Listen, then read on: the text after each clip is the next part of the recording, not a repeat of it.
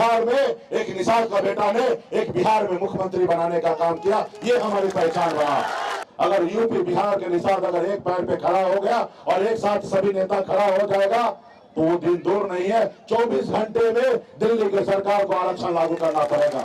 आरक्षण नहीं तो गठबंधन नहीं, और गठबंधन नहीं तो वोट नहीं, और वोट नहीं तो दिल्ली का सरकार नहीं। नमस्कार, हमारा नाम है समरीन और आपने देखना शुरू कर दिया है लाइव सिटीज। देखिए, वीआईपी सुप्रीमो मुकेश सहनी इन दिनों संकल्प यात्रा पर निकले हुए हैं। आपको मालूम है कि मुकेश सहनी की संकल्प यात्रा अपने दूसरे चरण में है। आपको बता दें कि इसी क्रम में वीआईपी सुप्रीमो मुकेश सहनी उत्तर प्रदेश के गाजीपुर पहुंचते हैं। आपको बता दें कि खराब मौसम होते हुए भी लोगों ने खुले दिल से मुकेश सहनी का गजब स्वागत किया है।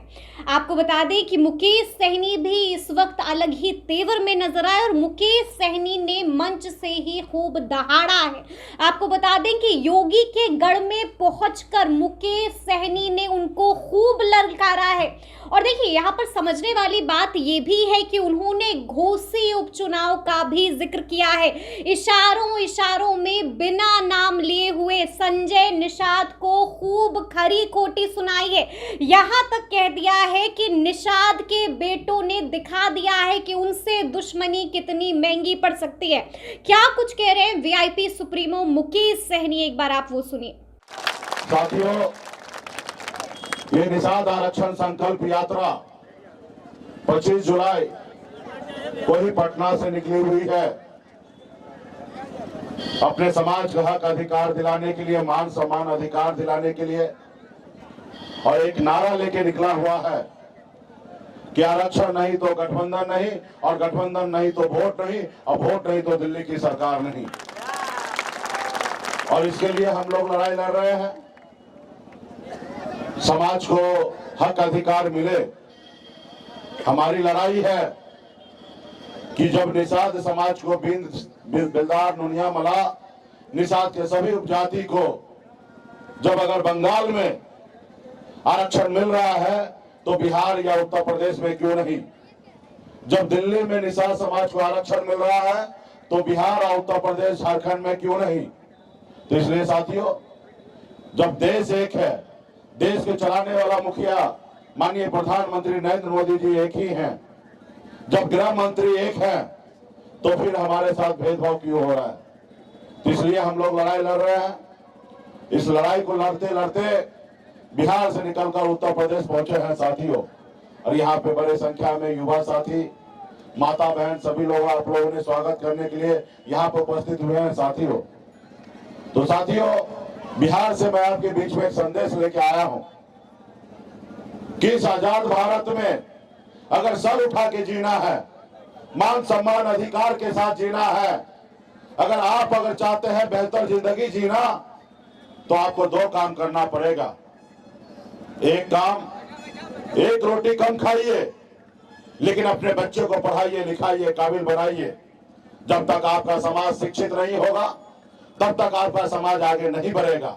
इसलिए अपने बच्चे को पढ़ाइए, लिखाइए, और दूसरा, अपने अधिकार के लिए लड़ाई लड़िए। इस आजाद भारत में अपने अधिकार के लिए संघर्ष कीजिए, जैसे कभी आपके पूर्वज ने संघर्ष किया था। देश को आजादी दिलाने के लिए आपके पूर्वज ने लड़ाई लड़ा, 250 साल लड़ाई लड़ा अंग्रेज से, तब जाके देश आजाद हुआ। उन्होंने एक संकल्प लिया था कि देश से अंग्रेज को मार के भगाएंगे, देश आजाद कराएंगे। इस आजाद भारत में हमारे आने वाला पीढ़ी सर उठा के जिएगा। इसलिए उन्होंने संघर्ष किया, तब जाके देश को आजादी मिला। आज देश तो आजाद है। जो उस समय में अंग्रेज का गुलामी करता था, आज वो मालिक बना है। और जिसके पूर्वज ने शहीद हुआ, लड़ाई लड़ा, आज उनके वंशज जो है गुलामी की जंजीरों में जकड़ा हुआ है साथियों। तो इसलिए लड़ाई लड़ना पड़ेगा। आज अगर निषाद समाज को काश अगर 30-40 साल पहले जैसे उत्तर प्रदेश में मुलायम सिंह यादव जी ने संघर्ष किया, लड़ाई लड़ा, अपने लोगों को जागरूक किया और उत्तर प्रदेश में मुख्यमंत्री बने। काश अगर निषाद का बेटा भी अगर संघर्ष करते, लड़ाई लड़ते, तो आज निषाद का आरक्षण मिल गया होता। और आरक्षण मिल गया होता तो आज आपको क्या लाभ मिलता है। आज यूपी, बिहार, झारखंड 3 राज्य में आप जाइए, 137 जिला है और 137 जिला में एक भी निषाद का बेटा कलेक्टर नहीं है। अगर आरक्षण मिल गया होता तो आज आपके समाज का बेटा कलेक्टर होता, एसडीओ होता, बीडीओ होता, सीईओ होता, डॉक्टर होता, इंजीनियर होता, लेकिन नहीं है। और ये नहीं है, इसका कारण क्या है? एक कारण तो वो जो सरकार में था या आज जो सरकार में है, वो एक कारण है कि वो आपका हक अधिकार नहीं दिया। और तीसरा कारण आप खुद हैं, हम खुद हैं कि हम अपने हक अधिकार के लिए हम एकजुट होकर संघर्ष नहीं किए। अगर लड़ाई लड़ते तो आज निषाद का बेटा आगे बढ़ा रहता। आज आपके बच्चे कैसी जिंदगी जी रहा है? क्या आप चाहते हैं कि जैसी जिंदगी आज जी रहा है ऐसे आने वाले पीढ़ी जिए? अगर चाहते हैं कि आपके बच्चे अच्छे जिंदगी जिए तो उसके लिए संघर्ष करना पड़ेगा, लड़ाई लड़ना पड़ेगा। आज आपके बच्चे मामूली से नौकरी करने के लिए मजबूर है, किसी के खेत में काम करने के लिए मजबूर है। अभी ठंड का महीना आएगा, दिसंबर जनवरी का महीना होगा, जो ठंड होता है, ऐसे ठंड में लोग अपने घर से बाहर नहीं निकलते हैं, लोग अपने रजाई से बाहर नहीं निकलते हैं, लोग अपने कंबल से बाहर नहीं निकलते हैं। लेकिन उस समय में आपका बेटा, आपका भाई, आपका पिता क्या करता है? घर से बाहर निकलते हैं, तालाब में उतरते हैं, झील में उतरते हैं, नदी में उतरते हैं, फिर मछली मारते हैं और फिर मछली मार के बाजार में बेचते हैं। तब उसका 2 पैसा आता है, फिर उसके घर पे चूल्हा जलता है। क्या आप ऐसी जिंदगी चाहते हैं? तो इसलिए आपको अगर ऐसी जिंदगी नहीं चाहते हैं तो संघर्ष करना पड़ेगा, लड़ाई लड़ना पड़ेगा। आज मुलायम सिंह यादव जी या बहन मायावती जी, स्वर्गीय पासवान जी, लालू प्रसाद यादव जी, ये लोग कोई अमीर घर में जन्म नहीं लिए, ये भी गरीब घर में ही जन्म लिए, लेकिन संघर्ष के बदौलत अपने हक अधिकार के लिए लड़ाई लड़ा और अपने अपने जगह पे अपने नाम, अपने पहचान दिलाई और अपने आप को राज्य का मुख्यमंत्री बना और अपने समाज को आगे बढ़ाया। उसी तरीके से आपको भी लड़ाई लड़ना पड़ेगा, संघर्ष करना पड़ेगा, तब जाके समाज में एकता आएगा और समाज आगे बढ़ेगा। आज मुझे देखिए, मैं भी एक गरीब घर में ही जन्म लिया। पिताजी मछली मारते थे, दादाजी मछली मारते थे, ऐसे परिवार में जन्म लिया। कोई अंबानी अडानी के घर में जन्म नहीं लिया, गरीब घर में ही जन्म लिया। संघर्ष किया, 18 साल की उम्र में घर छोड़कर, माँ बाप, भाई बहन, रिश्तेदार को छोड़कर मुंबई जैसे शहर गया। वहां मेहनत किया, मजदूरी किया, संघर्ष किया। 900 रुपया महीने पे नौकरी करता था, 30 रुपया रोज से मजदूरी करता था, लेकिन संघर्ष की बदौलत मुंबई जैसे शहर में अपनी कामयाबी को झंडा गाड़ा। फिर मैंने देखा कि लोग चांद पे घर बनाने के लिए सोच रहा है, लेकिन हमारे लोगों के लिए इस धरती पर रहने के लिए घर नहीं है। अब पिछले 9 सालों से मैं संघर्ष कर रहा हूं और लड़ाई लड़ रहा हूं। और आपने देखा 2020 में मात्र कुछ सालों का संघर्ष में, 4-5 सालों का संघर्ष में लड़ाई लड़कर बिहार में हमने 4 विधायक बनाया। कल तक निषाद का बेटा टिकट मांगता था, निषाद का बेटा टिकट बांटने लगा, ऐसी पहचान हमने बनाया। कल तक ये निषाद को कोई जानता नहीं था, कोई पहचानता नहीं था। इस देश में, राज्य में लोग जानने पहचानने लगा है। और सरकार में अपने दम पर, बिहार सरकार में अपने दम पर मंत्री बना, किसी के मेहरबानी से नहीं बना, अपने दम पे बना। और मेरे पास सरकार का चाबी था, हम जिनको समर्थन देते वो बिहार का मुख्यमंत्री बन सकता था। हमने समर्थन नीतीश कुमार जी को दिया। आजादी के 75 साल बाद आजाद भारत में पहली बार बिहार में एक निषाद का बेटा ने एक बिहार में मुख्यमंत्री बनाने का काम किया। ये हमारी पहचान बना। हम संघर्ष कर रहे, लड़ाई लड़े और अपने समाज के दम पर बिहार में मंत्री बने। लेकिन हमने देखा कि बिहार में समाज खड़ा हो चुका है, अपने हक अधिकार के लिए बिहार में मुकाम को हासिल कर लिया। लेकिन एक हमारा भाई अभी बहुत पीछे है, उत्तर प्रदेश में भाई बहुत पीछे है। और हमें लड़ाई जो है आरक्षण की लड़ाई लड़ना है और आरक्षण की लड़ाई दिल्ली में लड़ना है। और जब हम बिहार का और उत्तर प्रदेश के निषाद भाई एक हो जाएंगे तो दिल्ली पे चढ़ाई करने में आसान होगा। और आपने देखा 2022 में हम बिहार में मंत्री रहने के बावजूद भी, एनडीए सरकार में गठबंधन में मंत्री रहने के बावजूद भी हम उत्तर प्रदेश आके हमने संघर्ष किया और लड़ाई लड़ा और नारा दिया कि आरक्षण नहीं तो गठबंधन नहीं, और गठबंधन नहीं तो वोट नहीं, और वोट नहीं तो यूपी की सरकार नहीं। हमने संघर्ष किया, लड़ाई लड़ा, जिसके कारण क्या हुआ, आपकी लड़ाई लड़ते लड़ते हमें बिहार में हमारा विधायक को भाजपा ने खरीद लिया, हमें सरकार से बाहर कर दिया। जो सरकार हमने बनाया था वो सरकार से बाहर कर दिया। मुझे कोई गम नहीं है, हमें खुशी है कि अपने समाज के हक अधिकार के लिए मैं लड़ाई लड़ रहा था। मुझे कोई जरूरी नहीं था कि आपके लिए भी उत्तर प्रदेश आए और आपके हक अधिकार के लिए लड़ाई लड़े, लेकिन मैंने आपका अपना भाई, आपका अपना परिवार मानकर मैं बिहार से संघर्ष करने के लिए, लड़ाई लड़ने के लिए आया, और आज भी लड़ाई लड़ने के लिए आया हूं। क्योंकि साथियों, हमें सिर्फ एक ही सोच है, सपना है कि समाज को आरक्षण मिले। जब आरक्षण मिलेगा, यूपी, बिहार, झारखंड में 5 करोड़ निषाद है, हर चेहरे पे मुस्कान आएगा, हर घर में खुशियां आएगा। और इसके लिए संकल्प लेकर लड़ाई लड़ने के लिए सर पे कफन बांध करके आपके बीच में आ गया हूं साथियों, और आपके लिए लड़ाई लड़ रहा हूं। ये आपको डिसीजन लेना है, ये आपको निर्णय लेना है कि आपको कैसी लड़ाई लड़ना है। आज आपने भी बहुत अच्छा नाम किया था उत्तर प्रदेश में, आप भी जागरूक हो गए थे, लोग आपसे भी डरने लगे, चाहे वो सपा हो, बसपा हो, या कांग्रेस हो, या बीजेपी हो, सब आपसे डरने लगा।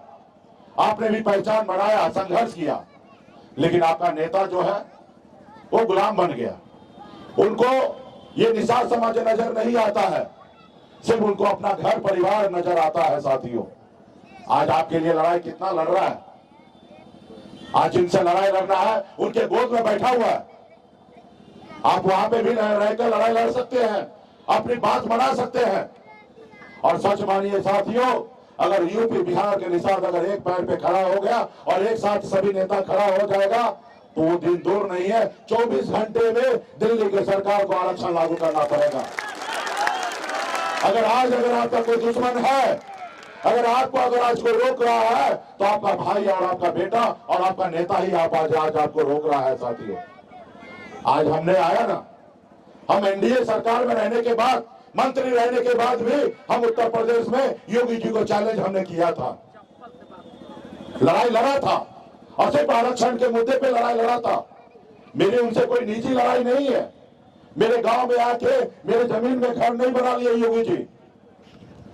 मैं अपने अधिकार के लिए लड़ाई लड़ा था कि जब संविधान में, जब हम निषाद बिल्दार नोनिया मला को जब आरक्षण मिला है तो हमें क्यों नहीं लागू हो रहा है, और इसके लिए लड़ाई लड़ रहा था। वो दुश्मन बहुत मजबूत है, ताकतवर है, उनको जो निर्णय लेना था उन्होंने लिया। हमारे विधायक को खरीद लिया, हमारे सरकार से हमें बाहर कर दिया, लेकिन मेरे पास हौसला है, शक्ति है, ताकत है। पहले राजा के घर में बच्चा जन्म लेता था तो राजा बनता था, लेकिन जब बाबा साहब भीमराव अंबेडकर ने संविधान बनाया, आजादी के बाद हमें लोकतंत्र दिया, और उस लोकतंत्र में बताया जब राजा का बेटा राजा नहीं बनेगा, एक गरीब मजदूर का बेटा, एक किसान का बेटा, एक निषाद मल्ला का बेटा भी अपने वोट के दम पर राजा बनेगा। तो इसके लिए हम लड़ाई लड़ रहे हैं। सिर्फ वोट तो हमारे पास है, सिर्फ समाज को जागरूक करने की आवश्यकता है। जैसे कभी काशीराम जी ने जागरूक किया और 4 बार दलित की बेटी मुख्यमंत्री बनी। ये पैसे के दम पे नहीं हुआ, ये वोट के दम पे हुआ और संघर्ष के दम पे हुआ। अगर आज आप भी संघर्ष करेंगे तो आपके आने वाला पीढ़ी भी बेहतर जिंदगी जिएगा साथियों। इसलिए आज हम लड़ाई लड़ने के लिए आए हैं, आपके हक अधिकार के लिए। ये संदेश को गांव तक पहुंचाइए, आरक्षण नहीं तो गठबंधन नहीं, और गठबंधन नहीं तो वोट नहीं, और वोट नहीं तो दिल्ली का सरकार नहीं। और जब तक आप लड़ाई नहीं लड़िएगा तब तक आपका कल्याण नहीं है साथियों।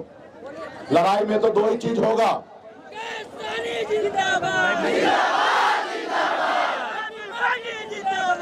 चलिए भगवान जिंदाबाद,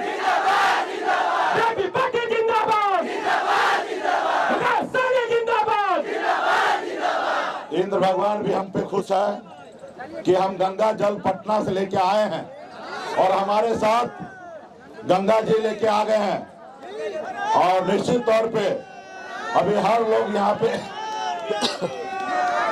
तो इसके लिए आप सभी को बहुत बहुत धन्यवाद है कि अपने हक अधिकार के लिए लड़ाई लड़िए और संकल्प लीजिए। बगैर संकल्प लिए हुए कोई भी सफलता पार नहीं हो सकता है। तो अभी आपको गंगा माता आपके स्वयं आपके पास चल के आ चुका है और इस गंगा माता को हमारा नेता कैसा हो, हमारा नेता कैसा हो, बीजेपी पार्टी जिंदाबाद, जिंदाबाद, जिंदाबाद, बीजेपी पार्टी जिंदाबाद, जिंदाबाद, जिंदाबाद। हम लोग आए हैं गंगा जल लेकर संकल्प करवाने के लिए कि आप अपने बच्चे के हक अधिकार के लिए लड़ाई लड़ने के लिए तैयार हैं या नहीं है। और गंगा माता स्वयं आ चुका है तो संकल्प आप लोग कीजिए, क्योंकि गंगा माता तो स्वयं आ ही चुका है और हम संकल्प पढ़ रहे हैं और आप लोग भी पढ़ने का काम कीजिए ताकि उन लोगों को लग जाए कि अब निषाद का बेटा जागरूक हो चुका है, अपने हक अधिकार के लिए संघर्ष करने के लिए मैदान में है। साथियों, तो मैं संकल्प पढ़ रहा हूँ, आप लोग भी पढ़ने का काम कीजिए। अरे गंगा जी तो ऐसे सब आ चुका है सबके ऊपर। हाँ, ये भी तो गंगा ही जी है।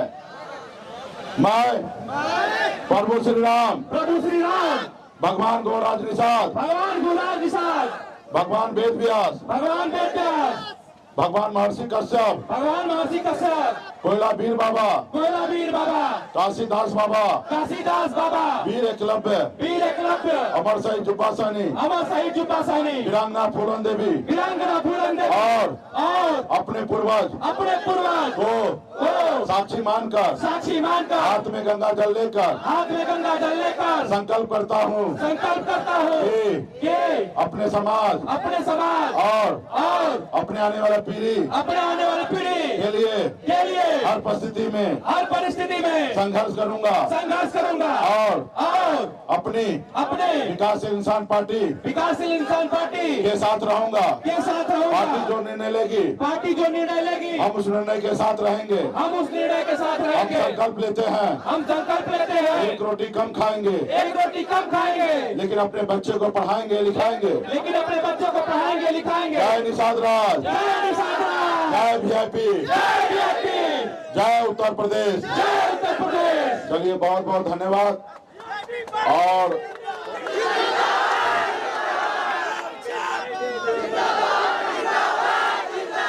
बीजेपी पार्टी जिंदाबाद, सभी युवा साथी बारिश में तो भीग ही गए हैं और आगे भी कार्यक्रम है, थोड़ी देर समय देख लिया जाए। और उसके बाद हम लोग निषाद के बेटा हैं, गंगा पुत्र हैं और हमेशा गंगा जी के गोद में रहे हैं। भला हमको पानी से क्यों डरना है? तो इसलिए अधिकार के लिए हम लोग संघर्ष करेंगे और आगे बढ़ेंगे। जो कार्यक्रम है उसको करते रहेंगे। बारिश आए, आंधी आए, तूफान आए, आग का सोड़ा आए, आग की नदियां हो, उसको भी हमें पार करना है और लड़ाई लड़ना है जमकर, ताकि निषाद का बेटा को आरक्षण मिल सके। आज हमने बिहार में अपनी पहचान हमने बना दिया है। आज बिहार में हमने ताकत अपनी दिखा दिया है और सरकार, दिल्ली की सरकार हिलने लगा है, डोलने लगा है, डरने लगा है, परेशान हो चुका है। सिर्फ जरूरी है कि निषाद का बेटा उत्तर प्रदेश में अपने समाज के हक अधिकार के लिए सिर्फ आप अपनी ताकत दिखा दीजिए। और अभी हमें भी एहसास है कि उत्तर प्रदेश में भी निषाद का बेटा अपने हक अधिकार के लिए भले नेता बिगड़ गया हो, लेकिन निषाद का बेटा मजबूती से साथ है। और कल घोसी के चुनाव में परिणाम दिखा दिया है कि 20% भी निषाद का बेटा वोट भाजपा को नहीं किया, जिसके कारण एक बड़े संख्या में बड़े अंतर से भाजपा को चुनाव हारना पड़ा। और ये सिद्ध हो चुका है और भाजपा का नेता भी मानने लगा है कि यहाँ पे सबसे बड़ा मुद्दा जो था आरक्षण नहीं तो वोट नहीं का नारा था, और जिसके कारण हम हारे हैं। ये हमारे आपके लिए खुशी की बात है साथियों। तो आने वाला समय में इसी तरीके से डट के अगर आप अपने समाज के हक अधिकार के लिए लड़ाई लड़िएगा तो निश्चित तौर पे आने वाला समय में समाज का कल्याण होगा। बहुत बहुत धन्यवाद। तो सुना आपने क्या कुछ कहा है वीआईपी सुप्रीमो मुकेश सहनी ने। देखिए मुकेश सहनी इन दिनों अलग ही तेवर में, अलग ही रंग में रन पैच। देखिए क्या कुछ कह रहे हैं मुकेश सहनी, वो आपने सुना है। देखिए मुकेश सहनी इन दिनों अलग ही रंग में, अलग ही तेवर में नजर आ रहे हैं। आपने देखा कि लगातार वो बीजेपी पर खूब निशाना भी साध रहे हैं और एक बार फिर से मुकेश सहनी ने इशारों में बड़ी बात कह दी है। तो अब देखना है कि आगे इस मसले पर क्या कुछ होता है। लेकिन इस तरह के तमाम अपडेट्स के लिए ऐसे ही हमारे साथ बने रहिएगा और देखते रहिएगा लाइव सिटीज। बहुत शुक्रिया।